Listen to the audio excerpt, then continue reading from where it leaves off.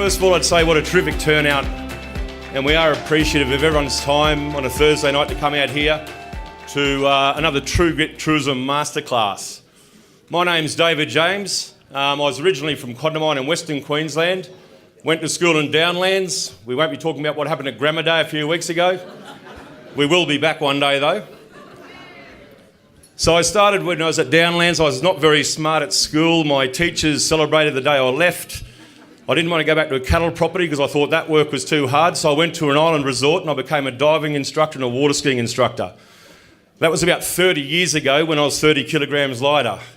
From there, I did a little bit of tourism management, running a resort, and then from on there, developing tourism. It's an indication tonight, and it's quite funny when I saw the numbers. From when I left Downlands in 1986, probably for the next 15 to 20 years, every time I came back to Toowoomba or Condamine, nearly every one of my friends to a T said, when are you going to get a real job? Because that's how tourism is viewed. And this area, and you'll find out a little bit more about it tonight, that's a challenge we have in the tourism industry. Everyone thinks it's holidays and skittles, and it's just a nice sort of fun industry. It's not farming, it's not building, and it's not developing by itself.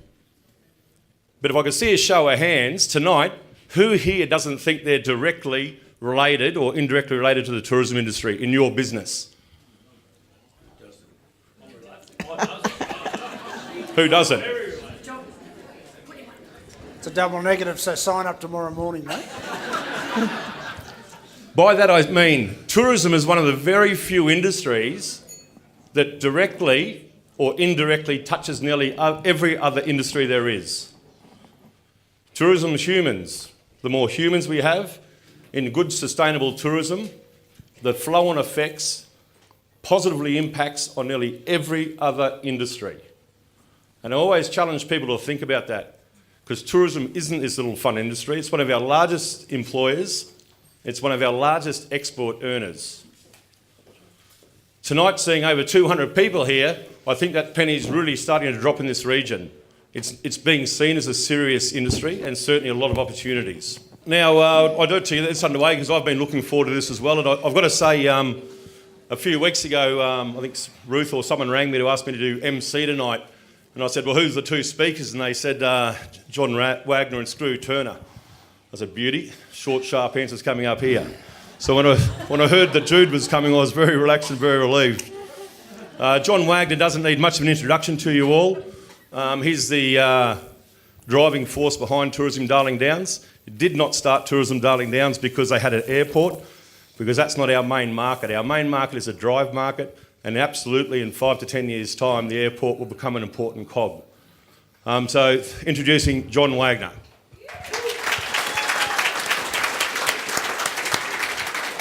My next guest, obviously, as well, Skroo Turner, needs very, very little introduction. I met Skroo a couple of times at round table lunches, and it's always have enjoyed the discussions and listening to his wisdom. Family Village Tribe. Has anyone read that book? Family Village Tribe. I'd recommend you to go out and buy it and have a read of it. It makes a very interesting reading. And certainly, I watched a video once of Skroo about what he did back then you couldn't do today. And I won't talk about too many of those stories, but there's some very, you can understand why he's a successful businessman, given the inventive nature he has of overcoming problems. Skroo, welcome and thank you for coming tonight.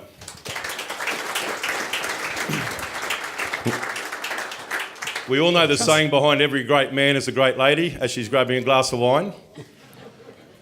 Jude, also from just south of here, ended up in London when Skroo had just started up Top Deck Tours. So I'm not sure if you know, Skroo started Top Deck Tours with one bus, ended up with 900, I think, or 800. I'll make it up, mate. I'll make you sound good. Divided by 10, yeah. Sold it, bought it back, started Flight Centre. Jude was there. She was the heart and soul of the office, running everything, jack of all trades. Today, Jude's passions obviously is spices, the luxury retreats. I'll just read through this because I keep forgetting every time I recite it, which is probably reference back to my school days when I never paid attention. But the spices retreats in Queensland, New South Wales has grown to include a staff of 300 people working at the head office and 9 luxury retreats, 5 award-winning restaurants, 4 day spas, 3 cattle breeding operations, outdoor adventure park, and over 5,000 hectares of nature refuges. Sounds like a lot. Hey, I've already qualified the fact I wasn't very good at school. I think It's glasses. I hold the record out of my group. I think I got about a 520 TE score, lowest 5% of the state, so that's my claim to fame. And now the wildlife venture at Hiddenvale, which I think at the moment is called Gainsdale, about to be called the Turner Foundation. That'll do. The Turner Family Foundation. That'll do. So welcome, Jude, and thank you for your attendance tonight as well. Cheers.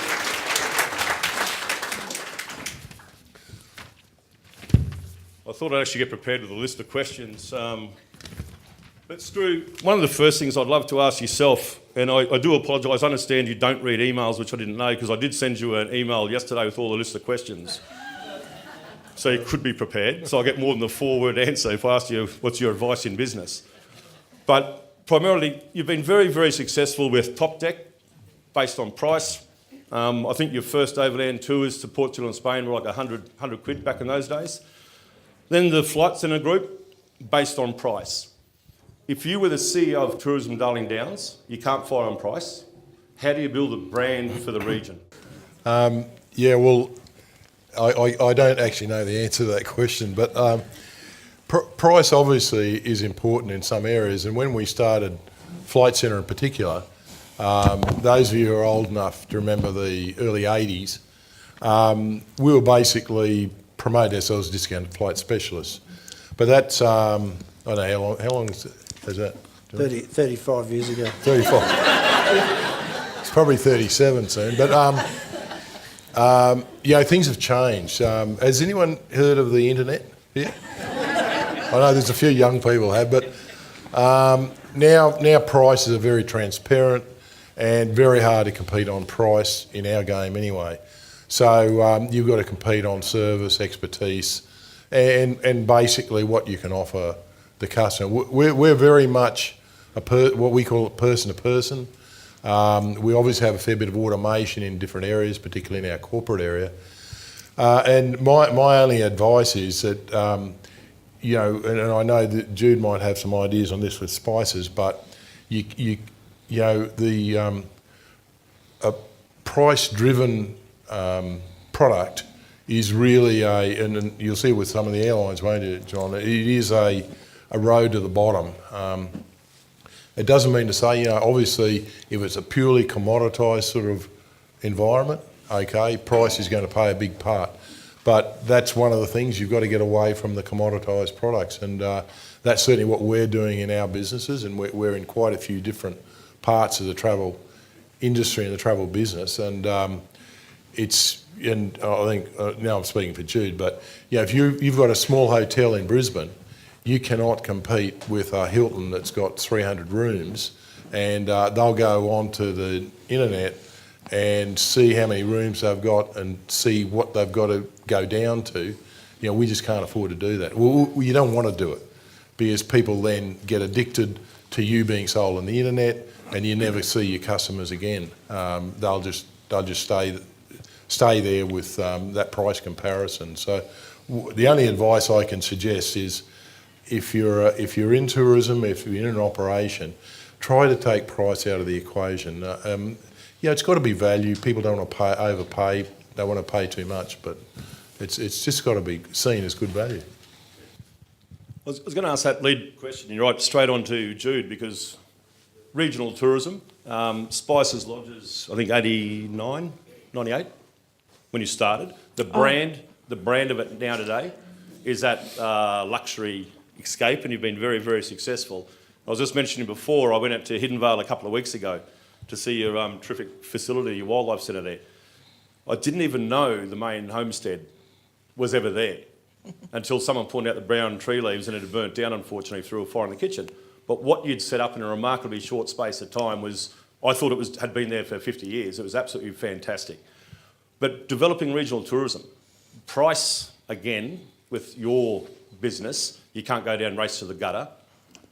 How do you, what were the challenges in establishing your brand to maintain your price point? Actually, I think in a way it was easier for me, because I didn't actually start it as a business.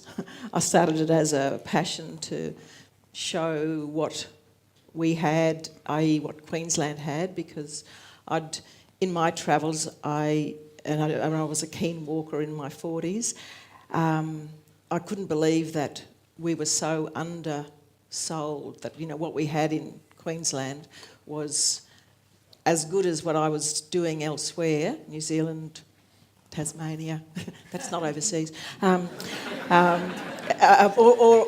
overseas. And I couldn't believe that, you know, Queensland didn't have something to offer in that way. So the thing is, I started what is now a business, but I didn't start it thinking of a business, so it never occurred to me. I just tried to price it at what it cost us to deliver the product, because I think, I mean, it's a completely different, from a completely different angle. I didn't ever start as a business, or how do you make money?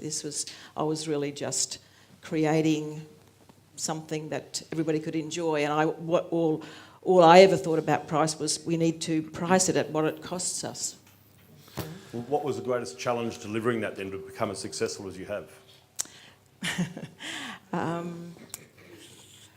I think it's still the same now, is actually educating our guests that it actually costs us what it does to deliver it, you know. And I think sadly, even friends and other people believe it's worth paying more because it's overseas, but it costs us more actually to deliver it here, with, as you probably all know, with wages and what have you, than it does for people overseas to deliver the same sort of service and quality product.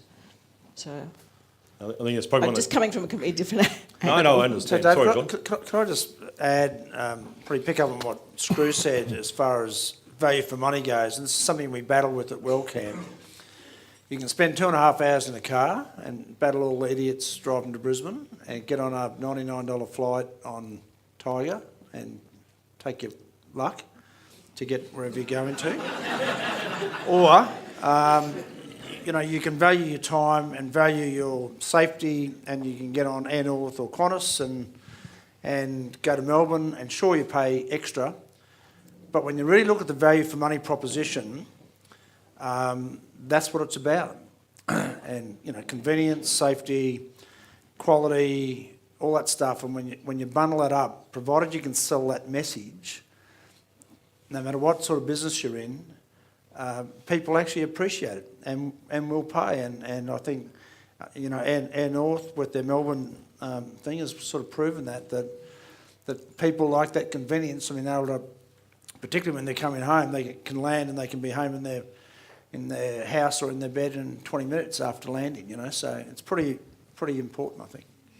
Yeah, I think so. I think it's also travel's changed a lot. We don't even know it's changed a lot. And I don't mean travel as in the cost or where we go to different destinations. I mean more so, I always say that travel is no longer a choice. It's part of our lifestyle. And if you really think about that, like how many of your friends have gone interstate this year in the last 12 months or overseas? And it's nearly everyone that I know, certainly down in Brizzy, for example. Everyone goes overseas every second year. When I grew up living out Condamine, crikey, we'd go to Kings Beach at Caloundra. Lovely spot. And we'd get there once every 5 years if we were lucky. John, you've obviously been very successful. The Wagner Corporation, the ASX listing, congratulations all the way through. You jumped into tourism, and we had a few discussions before you started the LTO. Is it what you expected? Well, it's a bloody lot tougher than what I expected, actually, to be perfectly honest. I really can't get the fact that people don't value tourism. I really just don't get it.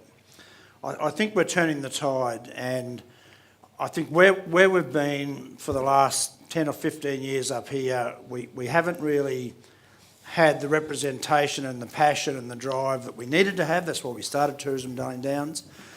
But it is a slow burn. It's hard work, and I say to people, we're all about growing our businesses. And if you don't grow, you're actually going backwards. That's the reality in life, right?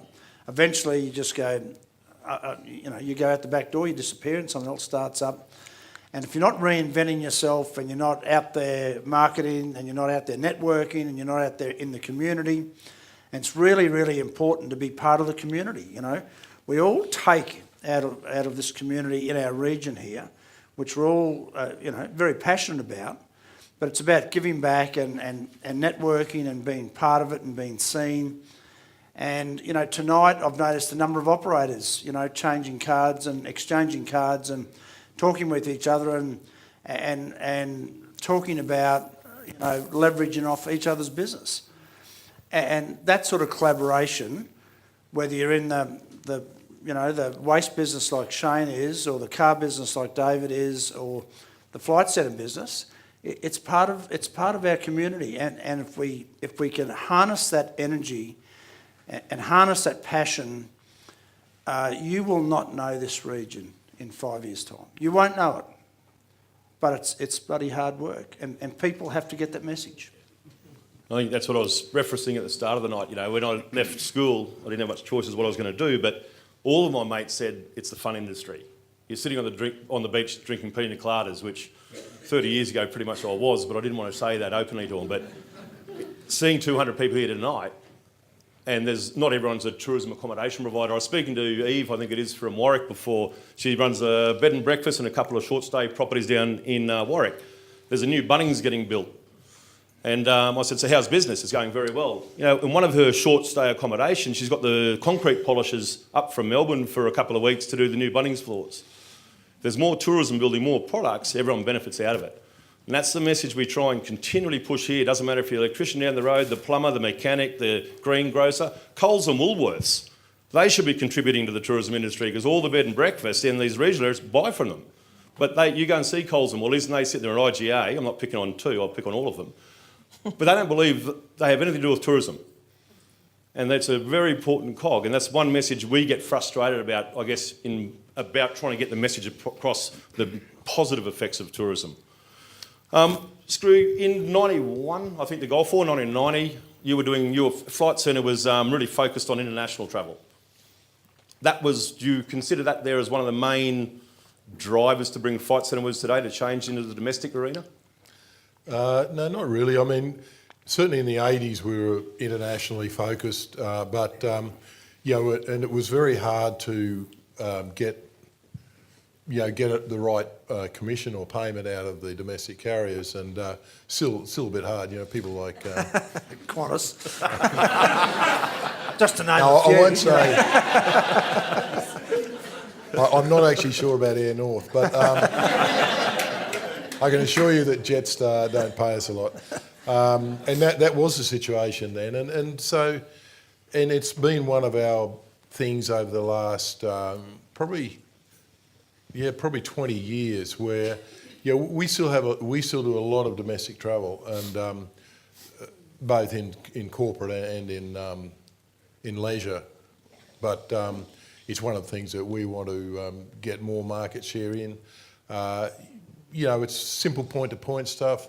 Probably people can do that quite easily themselves on the airline website or whatever, but any sort of package, it's interesting because those of you who are old enough probably remember in the 90s, you'd ring the hotel directly probably and book if you knew where you're going. Whereas then when packages started coming in and with the cheap fares and that, we got a lot of business back from in the late 90s, and that's certainly what we're trying to capitalise on now, particularly in the leisure market. Corporate's a different animal completely. So no, it's we're now in we have our own businesses in I think 30 countries now. So we've exported our model, and you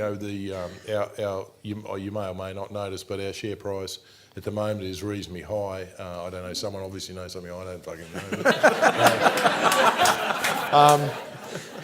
But a lot of that comes from the fact that a lot of our profits are coming from overseas now, as well as Australia. So, that's one of the things. If you can, and I know, John, you've been involved in overseas adventures of various kinds. And it is one of the things. You can start a local game here and spread overseas, and that's one of the. It's challenging. I mean, it only took us 20 years to become quite successful in the States, maybe 15 in the UK. So it doesn't take that long. Overnight As long as you're success. patient, yeah. At the moment, Flight Centre Group, you've got about 30, 36 brands. No, not really. I mean, How many- we have consolidated our brands. So we have some major, probably 8 major brands and another half a dozen smaller ones. So we have consolidated. You know, you have to leave out a lot of other, you know, rats and mice that are not really brands, probably. Okay. Lucky you don't own Tangalooma. I'll be the first rat thrown out, probably. The biggest single challenge in planning for downturn, regional tourism again, Jude, I'm picking your expertise here, and which is very, I guess, relevant to this area. You know, there's a lot of operators here from the South Burnett to the Granite Belt to the Bunya Mountains. How do you insulate yourself running a high luxury business such as yourself where there's an expectation of high service, high quality food? How do you insulate yourself for the downturns and do you have a magic wand to pick it or get the feel? How do you do your future planning without making your current day business suffer? Exactly. I'd like to get my GM from... No, he won't come up. He's here. I honestly, can't answer that either. Obviously, you have to look at all markets, and I suppose we are still majority domestic, but have spent, talk about taking time, we've spent the last 5 years also going after the international market because, you know, I think that's all you can do is plan to grab all the markets that you possibly can. And also on the management side, obviously, one of Flight Centre's is a great success, Family Village Tribe with small teams managing. The way you're running Spices, for example, you've got your managers, area managers, GMs, how autonomous are you giving them? Do you take some learnings from that Flight Centre model at all in terms of management structure or not? No? I think you've just touched a nerve there. I'm just asking. I mean, well, any smart business person would learn from all other businesses. So, of course, I've listened. So you've never got outside consultants in to do a full review of your business? No. Obviously, you might have learnt that from someone beside you, but... No, but I probably would like to say, well, some of my team are here. I hope I run a very autonomous, and I hope I allow them a full chance to have their say, because actually they're the ones that are operating it. My pleasure in my business is actually building the product. I actually really love building the product, and I love seeing people going and enjoying it, and so it comes from more a holistic sort of side, and that's why I need everybody else who makes it into a business and tries to make it profitable and is making it profitable. You know, I mean, that's... I said, look, honestly, I come from a different side of it. I didn't start it as a business like this is how we make a living or anything. I honestly started creating a product that I believed was important, and honestly, I wanted to share it. I mean, when we first bought the property where Spices Peak is, I was just going to build a place for us to go with our friends and family and what have you. And then I realised I was never going to get there. So I actually had to make it a business. Other people could come and I get to go as well and get well looked after. So, but you know, no, my pleasure in my business is honestly creating the product, and then, you know, as I said, I hope I let others make it into a viable sort of business, so that everybody can enjoy it. Just before I go into yourself, John, just on that same vein, you talk about passion and product, and probably more so to yourself, Skroo. You used to be a vet, obviously, have a love of Australian native wildlife. I was up at Hiddenvale, and you've got is it the Turner Family Foundation? I've got the name right now? Yes, that's okay. It's only taken me 5 times, but anyway. Doesn't matter. I don't know if any of you know about it, and I'll get Jude or Skroo to describe it, but I went through this, working very closely with University of Queensland. It's a breeding program to breed these little critters and let them out in the wild. And, you know, I grew up in Western Queensland, and we used to sort of try and suffocate as many mice and rats as we possibly could. And they're breeding all these mice, I thought they were. They're not mice at all. They're this little marsupial thing, cute little things. I didn't even know about them. A native animal, you release them. Their feral cats are obviously a big problem and so on. Do you want to give us a little bit of a story about how did you get into that? You've been exceptionally generous. I think $18.5 million startup fund to start with, or somewhere thereabouts, and it's an absolutely world-class facility. Where did that come from? Well, I'll let Jude talk because she's the boss, obviously. But look, I think we both grew up in the country. Jude grew up in and near Warwick. I grew up near Stanthorpe, and it's interesting because in the 50s and 60s, wildlife was there to be shot. I mean, and we used to go out shooting whatever would move until we were about 12 or 13. Then we grew up and stopped shooting things. And I think, I think it's one of the tragedies of Australia that our wildlife is so neglected, and our environment, particularly the environment, because that's where the real issue is, and we just don't value it. And the reality is with tourism, and those of you who are in those sort of wildlife tourism in any way, shape or form, that's what, if the Chinese come here, they want to see koalas, they want to see kangaroos, echidnas and these sort of things. And I think we certainly feel that if, everyone has their, everyone has their pet projects, and certainly I would say breeding and releasing wildlife is ours.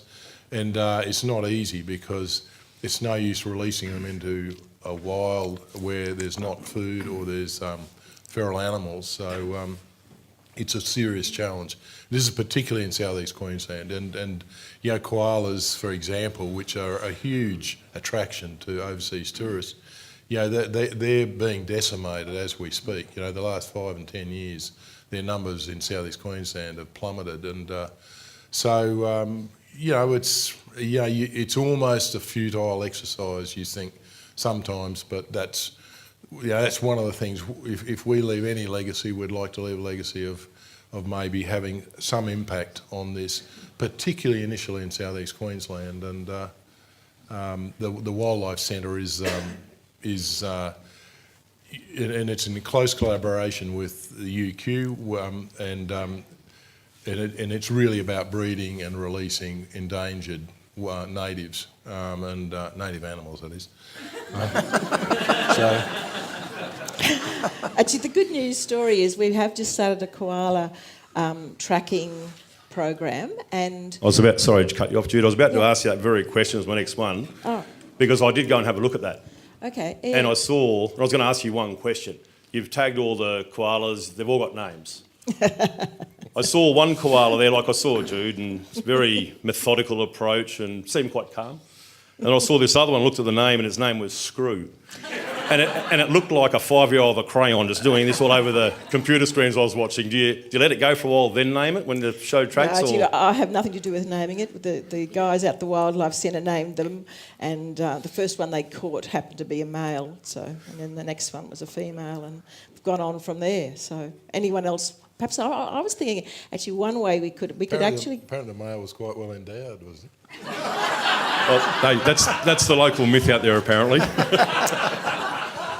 Anyway, but actually, I thought we could start a program where people could choose their name could be the next koala, and then they could, I don't know, just something that's going on in my head. But I was going to say, but actually, what I think it is a really good news story that of the 20 or so that they've caught that I know of, they're actually a really healthy population, and that was the opposite of what we thought. We thought we would find sick ones and whatever. So I think that's really good, and that they've been there all along. And of course, you need to do this tracking thing to sort of know where they are and research them. So I think if no one's had a look at it, it's probably one of those things worthwhile looking. It's even going further than that, their facility. It's getting all the local landowners together and trying to educate them and use them as information, what wild animals are on their side of their cats or their dogs, what predation takes place. Because if you breed up all these little furry critters I was talking about before, release them, they'll get wiped out. You want to know what's killing them and how can we handle that. So I thought it was quite an impressive all around, 8 or 10 adjoining property owners through the entire area so far. Yeah, and actually, the bigger project is actually building a whole track through large areas of Queensland at least, or even all of Australia, so that they can move around And David, just to pick up on Skroo's point early in the piece, I was at a fishing lodge last week in Canada, and the guy that owns the fishing lodge will not let any of his guests keep a fish. So you catch it, Release. you've got to release it. Not negotiable, no matter how big it is, you get your photo taken, then you've got to put it back in the water where it's safe and quickly. And that's for the reason, because if the place gets fished out, he hasn't got a business. And that's something that we've actually got to sort of turn our minds to. If the people that we want to attract to our region want to see kangaroos and koalas and that sort of stuff, and there's none here, then we actually don't have that thing to show them. So it's actually a very interesting point. I guess it leads into nature tourism as well. You're about to open, you've got a 6, I won't do this because you can't drive a car in apparently, but a 6-day walking trail. Oh, Scenic Rim Trail, yes. So Yeah. we've been operating a short part of that for a lot of years, but one of our visions initially was to actually have a track walking from Spices Hidden Vale to Spices Peak Lodge, but in the middle of that is Main Range National Park. So the challenge, if you're asking me, has been actually to get permission to build something in the Main Range National Park to get us from one property to the other. Hopefully next year, early next year, we're so far down the track, and I think I wait daily for the last tick from the federal government or the whatever. Yeah, you can do it, a helicopter. Yeah, but it's not the same. It's the exercise, the comfortable bed, the wine, and the good food at the end of it that we. But look, the vision for the Scenic Rim Trail was that each night is a very different experience. Slab huts, luxury tents, lodge, the eco camps in the national park, just to create something. And I mean, I think it's really will showcase the Scenic Rim Trail, which we're on the edge of. We've actually, it's designated for being the top tourist attraction once the barrier reef dies totally. Bit of forward planning. So you're voting for Andani, obviously, then. John, one of the things, mate, tourism, obviously TSBE, we touched on it a bit before. You started up TSBE with a lot of help from around the area. They work very, very effectively today.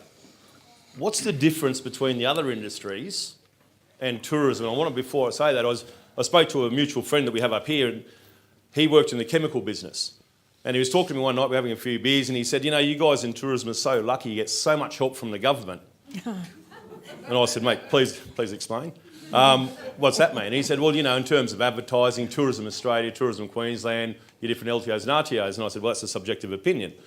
But in tourism, why can't we work together, or why do you see that compared to what you've done with TSBE and how that is, and how much of a runaway success that's been? Well, I think there's a couple of differentiators. Firstly, I'll say TSBE has been an extraordinary success, and it's probably put Toowoomba and our region on the map nationally and internationally as a place to invest. So it's been very, very successful.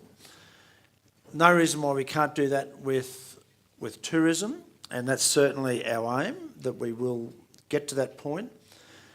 But what we're finding is people actually value economic development, and they don't see the linkage between tourism and economic development. And the reality is tourism is economic development. And when we first started TSB, I was a big advocate that we adopt the Townsville model, where tourism came under, up there it's TEL, down here it's TSBE. That wasn't to be because of the local politics with the organisations. But the two go very much hand in hand. So wherever you can create tourism and you can create value, and we listened to Ruth, extra $10 a day, which would seem pretty easy to upsell, $100 million a year into our local economy. And we all benefit from that. It goes round and round the circle. So it's just really a mindset, and I think we have to go about changing that mindset, and that'll happen. It takes some time and takes a lot of passion, takes a lot of energy, but I think we'll get there at the end of the day. I'm mindful of the time. I just want to ask one more question each probably, and then I'll open up questions to the floor. But Skroo, from your opinion, up here in this role, and tourism dialing down since the start, I've talked to a few of the suppliers, and we see it regionally a lot all over Australia. We're seeing even in Brisbane, OTAs.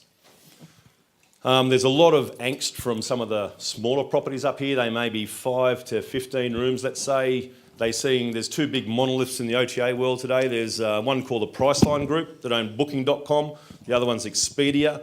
They're basically buying up all the big OTAs around the world. We're going to be left with two. I guess there's not a load of questions. One thing is, when they're in that position, they can start jacking up commissions. But what's your advice on smaller properties in terms of how to manage OTAs to maximise the benefit out of it? Because it is a hot topic regionally anywhere we go.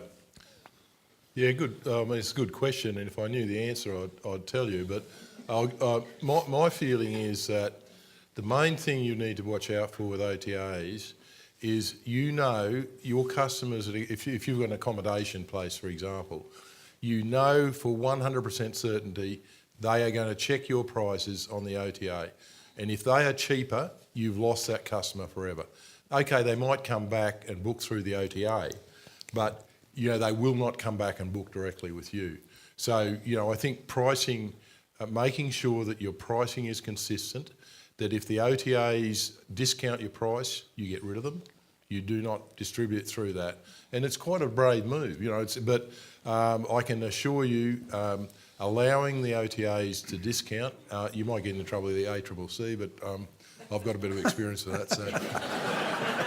About 11 million, wasn't it? Eh? About 11 million, wasn't it? Oh, 12 and a half.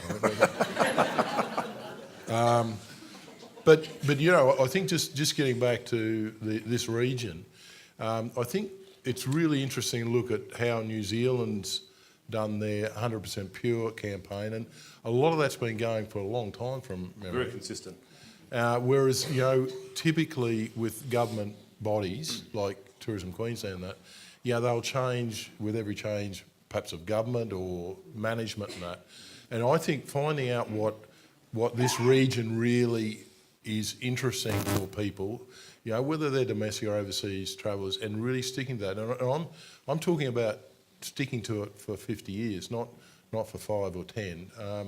And that is a really hard thing to do. It's hard enough to do when you're a private company.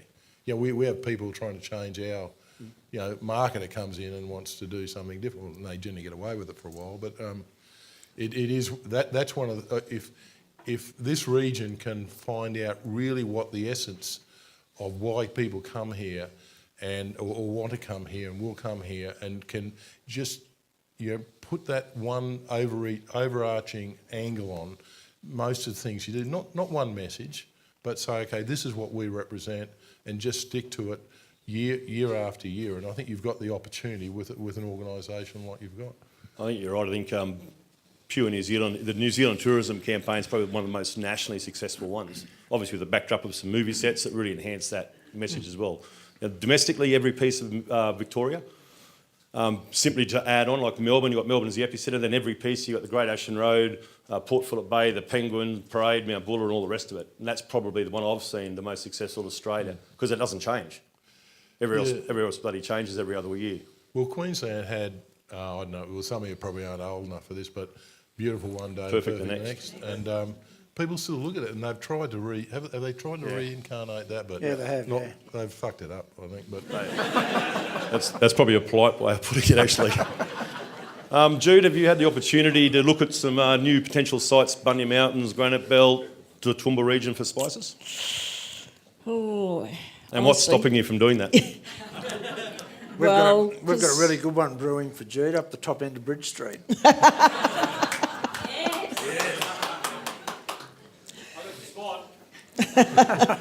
Yeah, I get offered quite a lot.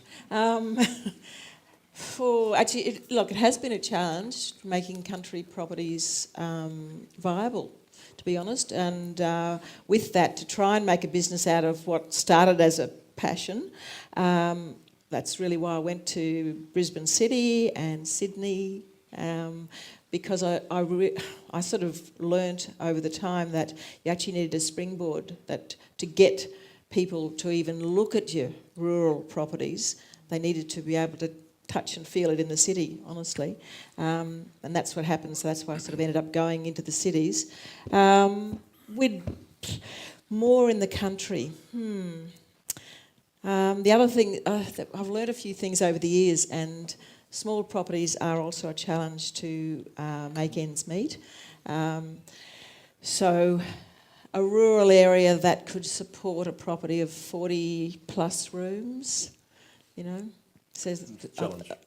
you know, honestly, business-wise, I wouldn't look at small properties. We'll keep the passion for the ones we have, but you know, it's very hard to sustain them. But the real issue is, I think, when you get into the country, it's what is different about them, and you know, and if you've been to Hidden Vale or Peak, you know, the wildlife there, and this is fairly degraded country, you know, from a wildlife point of view anyway. But the amount of wildlife, and as we build the international guests, you know, that will make these sort of regions. That's what they want to come here and see. And you talk about the Chinese. I mean, you know, I know they're a bit different, but I mean, they probably think we're a bit different. In what way? Oh well, look, they're starting this mass tourism, and like the Japanese did in the 80s and 90s, and but if we can get the message across, for example, that they can see this wildlife, that you know, not in a zoo, and it'll be one of those things that, and the international tourists, you know, particularly from places like Asia or Europe, or America, that they will, if we can get that message, you know, more and more. You know, New Zealand's got. Have you been to New Zealand? Yep. It's full of bloody Kiwis. I mean, no, but they've done a great job, but it's, you know, they've got it as a specially pure place, but they don't have a lot of wildlife. You know, they have some great scenery and that sort of stuff, but yeah, particularly from the Americas, even from Europe, they've been very successful. But we do have that opportunity, and I think one of the wildlife is one of the things that people will come and see, and you won't see any wildlife in Brisbane.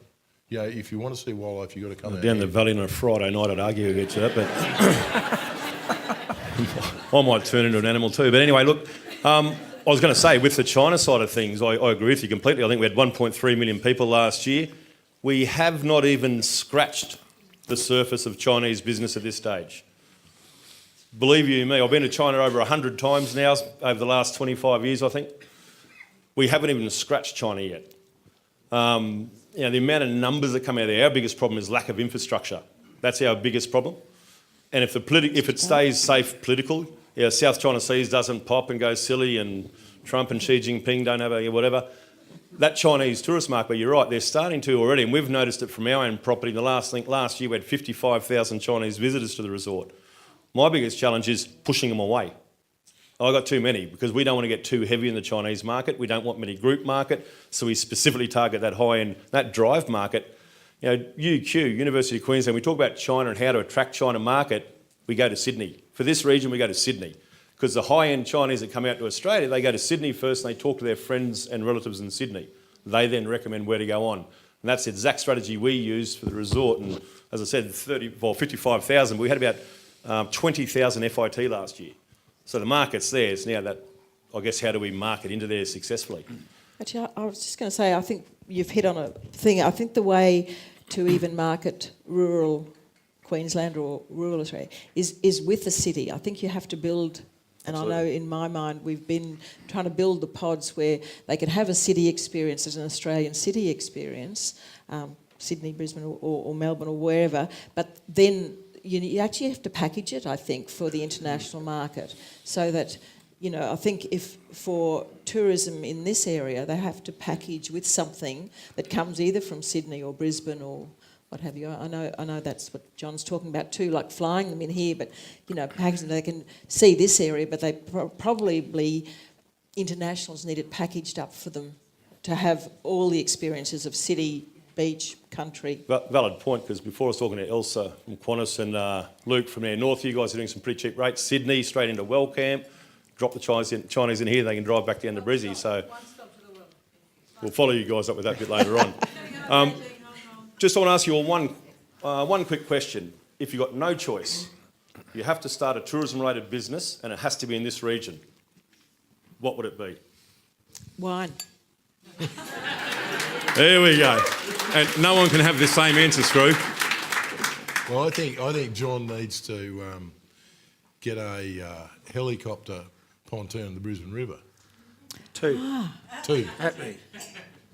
That'd be good. We're happening. It's Happening? Yep. We all need that. No, I'd love a helicopter that you could go from Brisbane to Peak or Preston Peak or...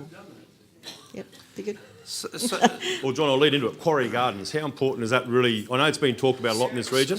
How important is to get Quarry Gardens, hang your hat on it and attract people? So it is extraordinarily important What's in stopping my it? view. Well, I think we need to...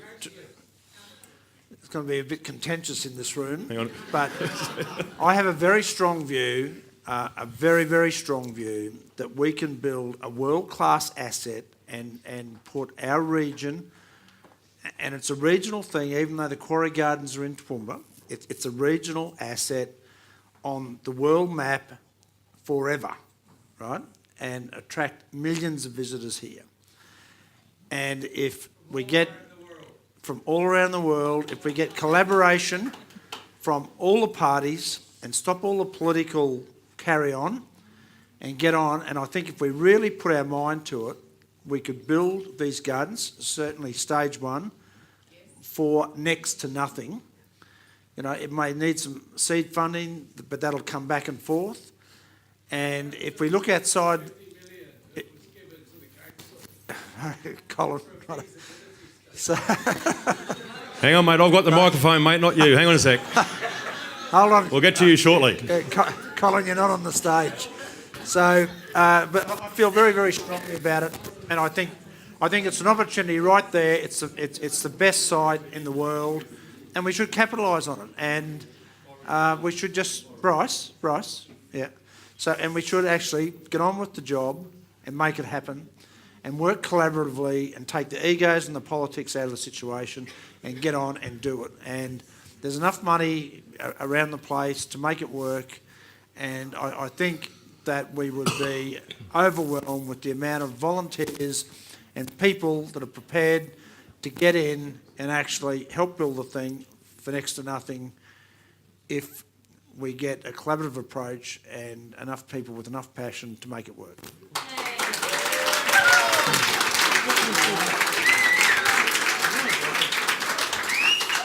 If you haven't received the newsletter, our next tourism masterclass on September 26 is titled Quarry Gardens. Anyway, and Paul and Jeff will invite you along to that and have a chat. Okay, questions, guys? Yeah, Jamie Maguire. Skroo, this one's for you. With mountain bike tourism, I understand you're a passionate mountain biker, and part of your trail between Grantchester and your Warwick site is mountain biking. Is there any extension of that, say, through southeast Queensland to, say, help join regions like Toowoomba through to Grantchester, even further through to Brisbane, so that, bike packing and even hiking, multi-day hiking, can be incorporated into this region for just general tourism? Well, yeah, I mean, I think that's a loaded question. But no, look, at Hiddenvale, we've got 110 kilometres now of single track, and we want to make that a real family affair, so that it's not testosterone-driven males like you, or me maybe. It is for families and young kids. We're looking at a campground there and that. And this is quite a phenomena, the single track mountain biking in you've probably heard of Derby in Tasmania. It's been very successful, a government run thing. We've had some of that done here, but nowhere near enough coordination to do that sort of thing. It doesn't have to be all single track mountain biking. That's a bit like downhill skiing, but there is a great opportunity here, and it's not a competitive thing. Toowoomba can have great mountain bike tracks. I do believe they need to be built for families, not just for, 30 to 40-year-old males. But a lot of opportunity, a lot of tourism opportunities in this. And we know on Hidden Vale, like Hidden Vale's, how many? I think it's about 12,000 acres. And we're putting a campsite down because we just can't cater for the numbers of people. And we want to make it a Spices quality track, which it's not yet. But with the Spices brand on it, and the same with the campsite, which is a bit, saying, well, how can a campsite be of Spices quality? But that's the sort of thing we want to do. How these get linked is going to be quite a challenge, and it should be, it should be planned, should be done. It'll need government council help for sure, but it's a bit like, I think we were talking about the Little Liverpool Range and what we're trying to do with a wildlife corridor there, and also the dividing range. There are bodies that are trying to put these wildlife corridors together, and the mountain bike, because what is more eco-friendly than mountain biking? It's not very friendly for the riders sometimes, but it's all right for the wildlife. Would it be true to say that it's relatively inexpensive infrastructure? It's relatively inexpensive. I mean, It's like dirt Have a look to the right, mate. by your standards, it'll be relatively inexpensive, but Yeah, no, that's true. That's true. it's about, for a properly constructed mountain bike track, it's about $20,000 a kilometre. So it's pretty cheap. Yeah. Yes. But there's only bikes go on them, not planes. Yeah. I'm new to the region, and I know this is a tin of worms, but the quarry is owned by the council as far as I understand, and it is just rocks that would need like the top dressing and planting and all that sort of stuff for it to be made into something. But from my understanding is that the council is there to serve the people, and the people need drainage that needs to be done here, because what I've seen of the flooding and even a bit of rain is that there's a hell of a lot of water that gets on our roads. So shouldn't the council be doing what the council should do, and real estate should be sold off to private enterprise or universities for concept, whiz-bang ideas, something like that? I don't think that the council should be paying for and using council people's money to be developing a garden just from outsider's point of view. So it's like a council... You might get put back outside if you keep this up too. And then Charisse, escort that lady out, will you, please? Because the bigger picture too, of course, is we've got farmers in drought. This is only the side of Queensland, so we've got a hell of a lot of Queensland in there that doesn't have water. So, isn't it the council's responsibility that we should be getting water through every council to go inland? You know what I mean? Like, aren't there bigger pictures except for a bloody garden? I think obviously, you are only a newbie. What was your name again? Give a false name. I met you. Name someone you don't like. I met you earlier on, but you are you're right. You are totally misguided, and it is a can of worms. So the situation is, the quarry is owned by the council, right? So they've got a mandate. They are the owners to do this. What we're saying as a community is we will get behind the council and help them develop a world-class piece of tourism infrastructure that will bring people to our region, and that the benefit of that world-class asset will go round and round and round, okay? Now, the drought is the drought, and whilst the council, we all feel for the farmers, and we're farmers, so I understand what drought means, but the council has a responsibility to their ratepayers, because the ratepayers would fund this one way or the other. They have a responsibility for the ratepayers to get value for money and to actually create something that will go from one generation to the next, in my humble opinion. And this is one example, along with all the other good work that they do, and they are doing a lot of work on drainage and roads and sewerage and all that stuff. That's their responsibility, which Toowoomba Regional Council, and we're talking about Toowoomba Council here, do pretty well, actually. Even though I don't agree with everything they do, but they do actually do that, very well, in my view. But tourism is a part of the economy, and it needs to be addressed, and we need to have attraction, because the more people, if we can get an extra couple of million visitors a year to Toowoomba that spend, instead of the current spend of $359 a visitor night, they spend $600 like they do in Mackay and other places, the flow-on effect for that ultimately helps everyone in the community, including you, whatever you do.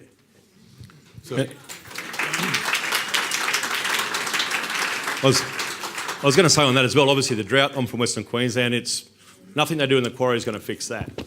But if you take that same sum, 1 million people a year come up here to see Quarry Gardens. If 2% of those people drive south to the Granite Belt and stop off at different businesses on the way down, service stations, restaurants, 2% go to Bunyas, 2% go to the South Burnett, 2% go to Dalby and further afield. And the farmers that are in drought, they've got the ability to turn their homesteads into a bed and breakfast, so they can diversify revenue streams. Not everyone, but certainly some can. More humans coming to Toowoomba as tourists is going to be beneficial to the entire community as long as it's done in a sustainable manner. Thank you very much for your presentation. It's fantastic. How important is the authenticity of this region to its saleability, whether it's the Cambodia pub, great pub, whether it's the Carnival of Flowers? What else is missing to try and smooth out those visitor numbers? We talked about the Quarry Gardens, but what else could this region do to sort of attract people? Actually, I don't know the answer to that, but I think just in relation to the last question, and I don't actually know about Quarry Gardens, so, but... You're about to put a resort up there called Jude.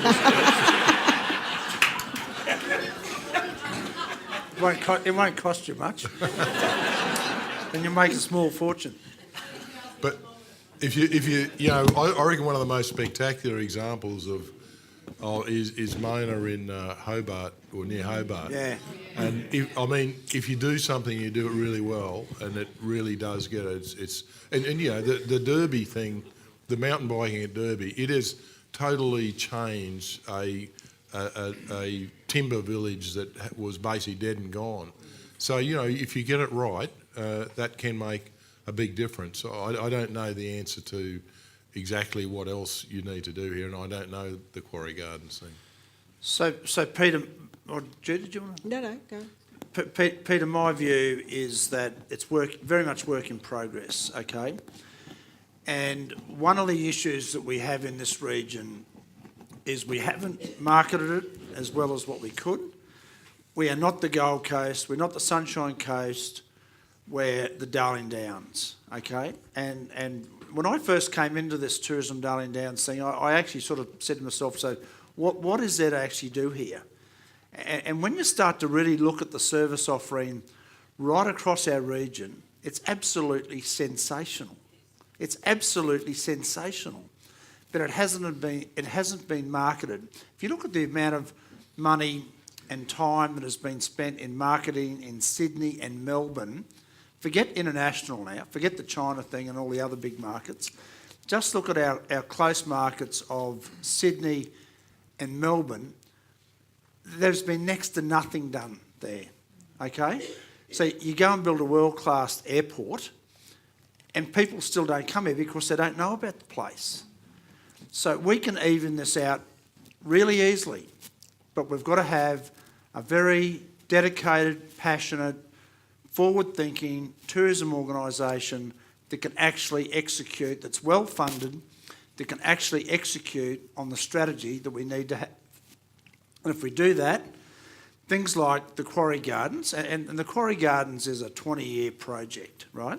You can do it in stages and build up to it, and then you get a small amount of visitor numbers and it gets a name for itself and becomes self-funding. And it's a bit like our Empire Theatre.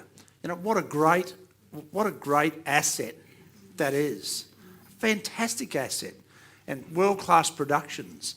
But you hear about it in Sydney and Melbourne? You don't, right? So we've got a real disconnect. You go to the Bunya Mountains, you know, what is it, help me Paul, the highest whiskey bar in the world or something, you know? Right? So the Granite Belt, what a fantastic experience.